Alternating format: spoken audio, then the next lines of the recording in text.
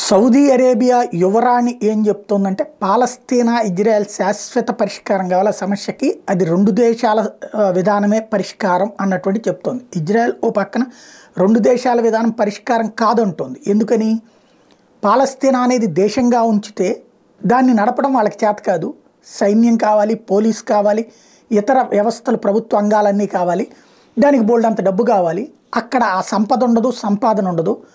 దాంతో వాళ్ళు తీవ్రవాదుల చేతుల్లోకి వెళ్ళిపోతారు. ఉద్యోగోపాధి అవకాశాలు లేకపోతే ఆ తీవ్రవాదులే హమాసు వాళ్ళు వచ్చి పద్దాక మా దేశం మీదకి వస్తూ ఉంటారు. కాబట్టి పాలస్తీనాను మేము ఆక్రమించుకుని దాని నిర్వహణ వాళ్ళకే అప్పచెప్పి వాళ్ళ మీద పర్యవేక్షణ అనేటువంటిది అరబ్ దేశాలకు అప్పచెప్తామంటే అరబ్ దేశాలు మాత్రం అందుకు నిరాకరిస్తున్నాయి. ఎందుకంటే అప్పుడు వీళ్ళకి ఏమైనా కష్టం వచ్చినా, నష్టం వచ్చినా, సమస్యలు వచ్చినా, ఆర్థిక ఇబ్బందులు వచ్చినా వాళ్ళే ఆదుకోవాలి. అట్లాగా ఒక దేశాన్ని పద్దాక ఆదుకునే ఉద్దేశం అరబ్ దేశాలకు లేదు. ఇక్కడ అసలు సమస్య ఇదే. తాజాగా Saudi Arabia set that a potential normalization deal with Israel is linked to the safety of Palestinians. The Saudi envoy to US spoke on Riyadh's stand at the World Economic Forum about Thai nation stand.